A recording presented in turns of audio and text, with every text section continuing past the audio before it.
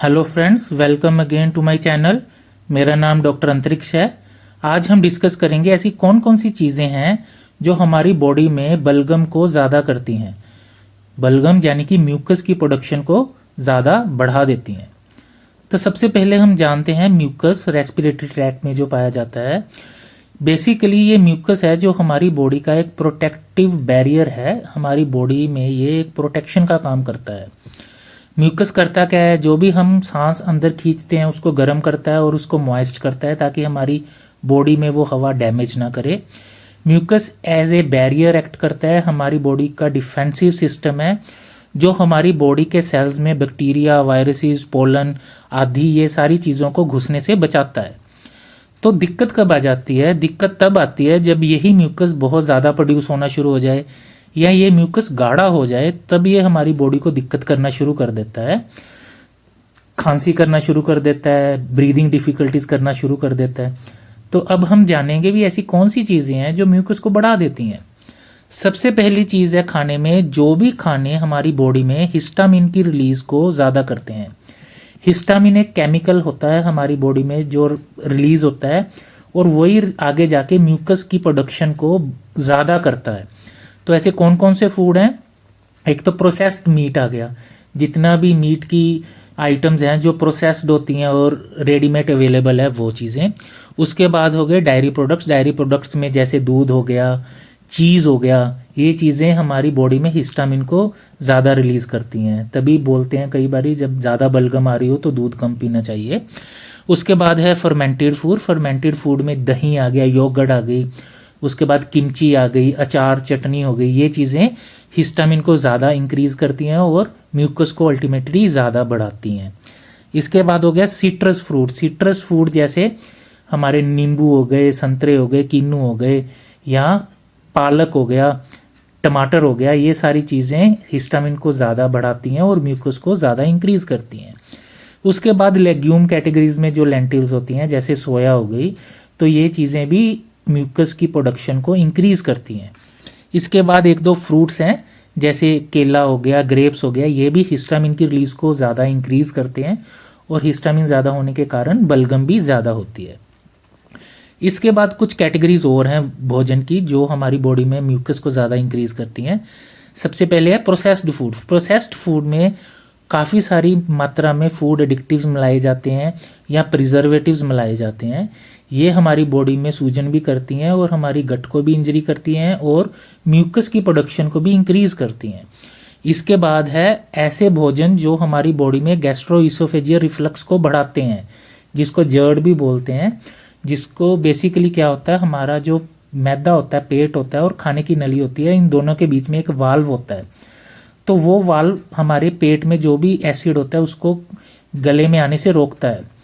लेकिन कुछ ऐसी चीज़ें जो इस वाल्व को लूज कर देती हैं और ये रिफ्लक्स को बढ़ा देती हैं, तो ये हमारे गले में आता है तो म्यूकस को प्रोड्यूस करता है और हमको बारी बारी इरिटेशन महसूस होती है, जैसे करते रहते हैं या गला साफ करते रहते हैं, ऐसे लगता है जैसे गले में कुछ है। तो ये सारी चीज़ें वही चीज़ें हैं। उसमें क्या क्या है? चॉकलेट्स हो गया, कॉफ़ी हो गई और ज़्यादा मिर्च वाली चीज़ें हो गई, फ्राइड फूड हो गया। ऐसी सभी चीज़ें जो रिफ्लक्स को ज़्यादा करती हैं तो ये म्यूकस की प्रोडक्शन को भी इंक्रीज करती हैं। इसके बाद हो गया अल्कोहल, शराब। अल्कोहल हमारी बॉडी में एक तो रिफ्लक्स भी इंक्रीज करता है। दूसरी चीज़ है जो अल्कोहल है वो हमारी बॉडी में पानी की कमी करता है, जिससे जो म्यूकस होता है वो और गाढ़ा हो जाता है, तो वो और ज़्यादा दिक्कत देता है। इसके बाद हो गए कार्बोनेटेड बेवरेजेस। कार्बोनेटेड बेवरेजेस भी दो तरीके से ही एक्ट करते हैं। एक तो ये हमारे पेट को एकदम से फुला देते हैं क्योंकि गैस होती है। जब पेट फूल जाता है, वाल्व लूज हो जाता है तो रिफ्लक्स भी ज़्यादा होता है। दूसरी चीज़ है इसमें रिफाइंड शुगर्स होते हैं। रिफाइंड शुगर जो हमारे घरों में यूज़ होती है, स्टडी में पाया गया है भी ये हमारी बॉडी में बलगम को ज़्यादा करती हैं, म्यूकस प्रोडक्शन इंक्रीज करती हैं। इसके बाद कार्बोनेटेड बेवरेजेस में भी एडिक्टिव्स होते हैं फूड के या प्रिजर्वेटिव्स होते हैं जो हमारी बॉडी को नुकसान करते हैं और म्यूकस प्रोड्यूस ज़्यादा करते हैं। इसके बाद है कुछ फूड एलर्जीज हैं। फूड एलर्जीज में भी म्यूकस की प्रोडक्शन ज़्यादा होती है।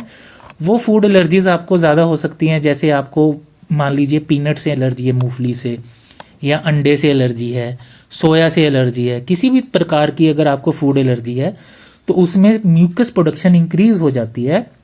साथ में उसमें सिम्टम आते हैं, आपको रैश हो सकते हैं, ब्रीदिंग डिफिकल्टीज हो सकती हैं। तो ये तो सारी होगी खाने की चीज़ें।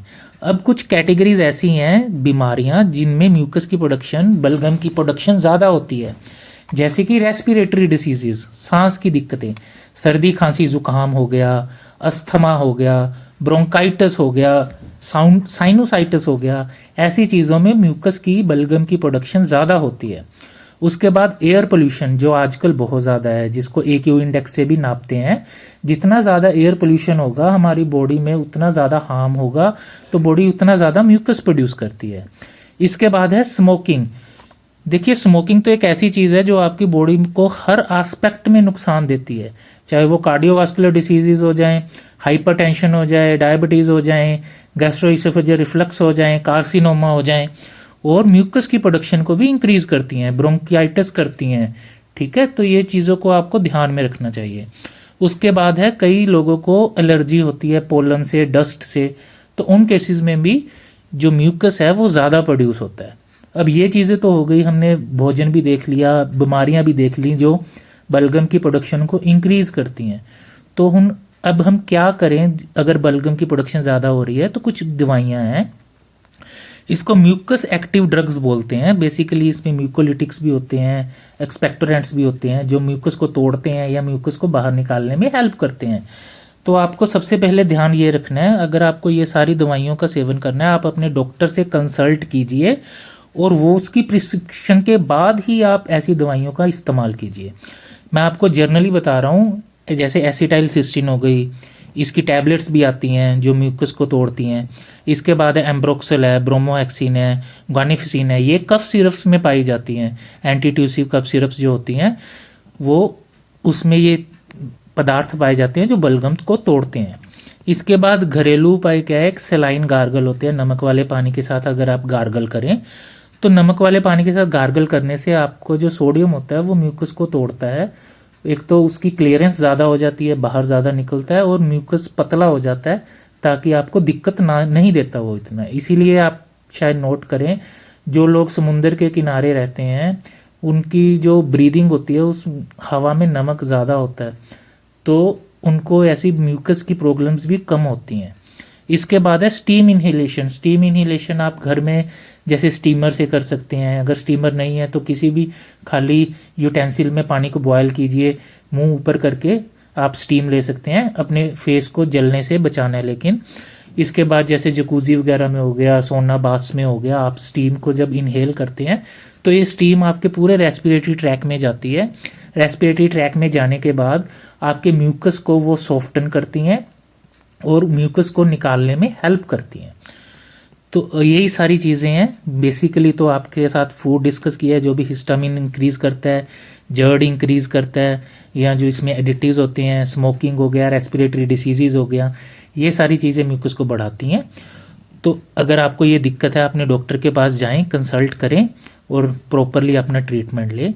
अगर आपको ये वीडियो इंफॉर्मेटिव लगी, आपके लिए हेल्पफुल लगी, तो इसको ज़्यादा से ज़्यादा शेयर करें, मेरी वीडियो को लाइक करें और इस चैनल को सब्सक्राइब करें। Thanks a lot.